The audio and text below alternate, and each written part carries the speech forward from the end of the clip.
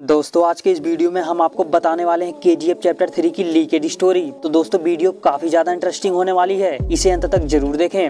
Rocky कैसे KGF के तीसरे पार्ट में जिंदा हुआ, रमका सेन को कैसे पता चला कि रॉकी जिंदा है, दोबारा रॉकी क्यों रमका सेन से मिलने जाता है, और कैसे सलार की एंट्री केजीएफ के तीसरे पार्ट में हुई, क्यों रमका सेन रॉकी को दोबारा मरवाना चाहती है, और क्या सलार रॉकी को बचा पाएगा या नहीं, यही सब केजीएफ के तीसरे पार्ट में होने वाला है। तो दोस्तों अगर वीडियो पसंद आए तो वीडियो को लाइक और चैनल को सब्सक्राइब करना बिल्कुल ना भूलें। केजीएफ चैप्टर 3 की शुरुआत होती है रमका सेन के पीएम ऑफिस से। रमका सेन को एक ऑफिसर बता रहा होता है कि रॉकी पिछले 3 सालों में अपना बिजनेस विदेशों में कैसे फैलाया। वहीं इंडोनेशिया और अमेरिका में भी उसने कई लीगल काम किए थे, इसीलिए इंडोनेशिया और अमेरिकन की सिक्योरिटी फोर्स रॉकी को पकड़ना चाहती थी। लेकिन अब तो रॉकी मर चुका है, तो उसके विदेशों में किए गए बिजनेस को कौन संभाल रहा है? क्या रॉकी अभी भी जिंदा है? तभी रमका सेन बोलती है नहीं, रॉकी जिंदा नहीं हो सकता, क्योंकि इतने गहरे समुद्र के पानी से निकल पाना नामुमकिन है। तभी वह ऑफिसर बोलता है कि रॉकी के सोने का बिजनेस अभी भी विदेशों में चल रहा है। तो रमका सेन कहती है इंडोनेशियन और अमेरिकन की गवर्नमेंट को तुरंत एक्शन लेना चाहिए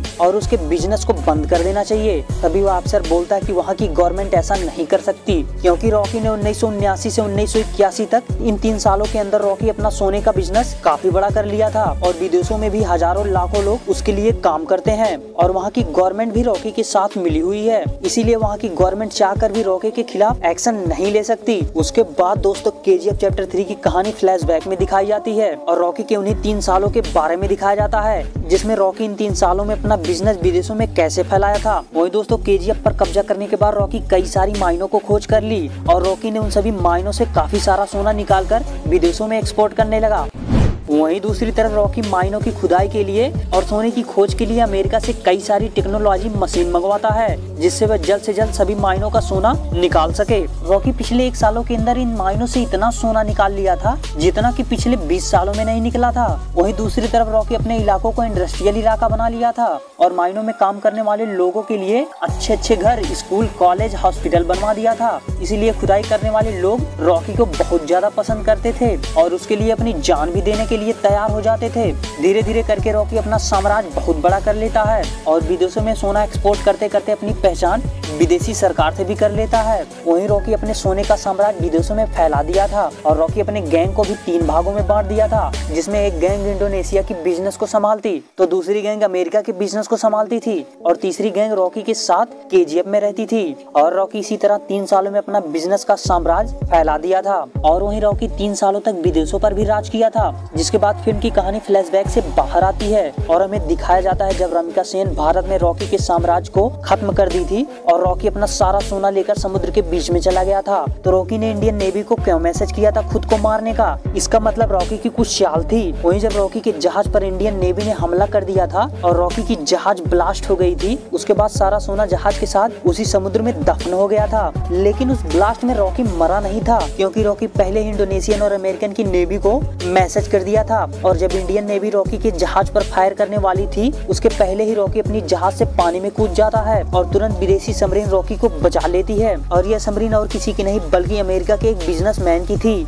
जिसे रॉकी ने इन 3 सालों में अपना बिजनेस पार्टनर बनाया था। वही बिजनेसमैन रॉकी को बचाता है, और रॉकी उसी बिजनेस पार्टनर के साथ अमेरिका में चला जाता है, और कई दिनों तक रॉकी अमेरिका में ही रहता है। और रॉकी महीनों में 1-2 बार अपने साथियों के पास फोन करके केजीएफ के बारे में पता करता है, और अपने बचे हुए आदमियों से रॉकी केजीएफ को दोबारा से ठीक करवाता है। उसके बाद दोस्तों केजीएफ चैप्टर 3 की कहानी अमेरिका से इंडिया में शिफ्ट होती है, और हमें दिखाया जाता है सलार के बारे में। सलार कैसे केजीएफ को पूरी तरह से तबाह होने के बाद दोबारा से ठीक करवाता है, और जो मजदूर बच गए थे उनके साथ मिलकर सलार रॉकी के साम्राज्य को दोबारा से खड़ा करता है, और सलार ये सब रमका सेन से छुप कर करता है। वहीं धीरे धीरे करके सलार रॉकी के साम्राज्य को पूरी तरह से खड़ा कर देता है, और फिर माइनों में खुदाई शुरू करवा देता है। उसके बाद सलार रॉकी के पास फोन करता है और बताता है कि केजीएफ पूरी तरह से ठीक हो गया है, और तभी रॉकी सलार को एक और काम देता है और बताता है कि केजीएफ का सारा सोना अभी भी समुद्र में ही दफन है, तुम्हें वो सब सारा सोना निकालकर मेरे पास लाना होगा। और उसके बाद तुरंत सलार उस सोने को निकालने में लग जाता है। उसके बाद दोस्तों केजीएफ में एंट्री होती है रॉकी की, और रॉकी जब केजीएफ में लौटता है तो उसका स्वागत बड़े धूमधाम से किया जाता है। वहीं रॉकी को देखकर सभी लोग हैरान हो जाते हैं, क्योंकि उन्हें लगता है कि रॉकी मर चुका है, लेकिन रॉकी तो अभी जिंदा है। लेकिन रॉकी को जिंदा देख सभी लोग दंग रह जाते हैं। वहीं रॉकी केजीएफ में लौटने के बाद तुरंत वह अपने माइनों को देखने जाता है, और रॉकी अपने माइनों को देखने के बाद पीएम रमका सेन से मिलना चाहता है और रॉकी रमका सेन से मिलने के लिए केजीएफ से अकेला चला जाता है। लेकिन रॉकी के साथ बीच रास्ते में एक बड़ी घटना घट जाती है, क्योंकि रॉकी अपनी कार को ओवर स्पीड में चला रहा था और उसके पास ड्राइविंग लाइसेंस भी नहीं था। इसीलिए वहाँ की पुलिस रॉकी को पकड़ लेती है और सीधा रॉकी को पुलिस स्टेशन ले जाती है। उसके बाद रॉकी अपने आदमियों के पास फोन करता है और रॉकी के आदमी तुरंत पुलिस स्टेशन आते हैं और रॉकी का लाइसेंस पुलिस वाले को दिखाते हैं। लाइसेंस पर रॉकी का नाम देखते ही पुलिस वाले कांपने लगते हैं और जेल के सभी कैदी जोर जोर से रॉकी के नाम से चिल्लाने लगते हैं। लेकिन रॉकी वहाँ से निकलने के बाद सीधा रमका सेन से मिलने चला जाता है और रॉकी रमका सेन के ऑफिस में पहुँचने से पहले ही वह पुलिस वाला रमका सेन के पास खबर पहुँचा देता है कि रॉकी अभी भी जिंदा है और केजीएफ भी दोबारा से पूरी तरह से ठीक हो गया है। रमका सेन यह खबर सुनते ही हैरान हो जाती है। उसके बाद रॉकी की एंट्री होती है सीधा रमका सेन की पीएम ऑफिस में और रॉकी रमका सेन से कहता है कि मैंने कहा था ना, हम दोनों के बीच अगर युद्ध हुआ तो जीतूंगा तो मैं ही। तो रमका सेन गुस्से में बोलती है कि चलो अच्छा ही हुआ तुम अभी जिंदा हो, अब मैं पहले तुम्हारे केजीएफ को बर्बाद करूंगी, उसके बाद तुम्हें बर्बाद करूंगी। तो रॉकी कहता है इसकी नौबत ही नहीं आएगी और यह कहने के बाद रॉकी वहाँ से तुरंत चला जाता है। लेकिन रमका सेन यह बात नहीं समझ पाती और कुछ दिनों बाद रॉकी रमका सेन की सरकार को गिरा देता है और रॉकी अपनी पार्टी जिताकर अपने ही आदमी को पीएम बना देता है ताकि उसके केजीएफ पर कोई बुरी नजर ना डाल पाए। उसके बाद रॉकी रमका सेन के पास फोन करता है और कहता आप कैसे बर्बाद करोगी, अब तो तुम्हारी सरकार भी नहीं रही। तभी रमका सेन कहती है कि सरकार गई तो क्या हुआ, तुझे मारने के लिए जो मेरे दिल में आंधी है वही काफी है, अब मेरा एक ही मकसद है, वह है सिर्फ तुम्हारी मौत। उसके बाद रमका सेन कुछ दिनों बाद रॉकी के दुश्मनों से मिलना शुरू कर देती है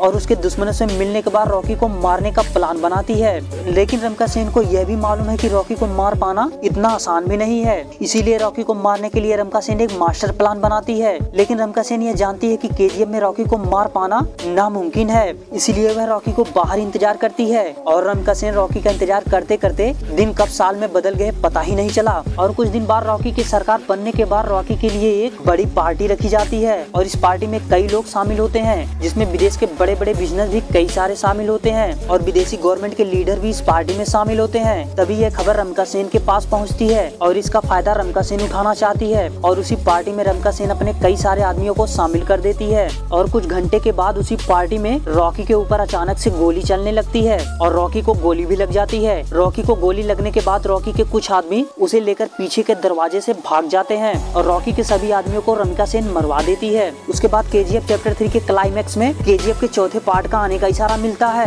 तो दोस्तों केजीएफ के चौथे पार्ट में क्या रॉकी जिंदा रहेगा या नहीं, ये तो हमें केजीएफ के चौथे पार्ट में ही पता चलेगा। तो दोस्तों केजीएफ के चौथे पार्ट में क्या रॉकी को देखना चाहते हैं या प्रभास को कमेंट में जरूर बताएं। और दोस्तों केजीएफ से जुड़ी सभी अपडेट को सबसे पहले देखने के लिए वीडियो को लाइक करके चैनल को सब्सक्राइब करना बिल्कुल ना भूलें।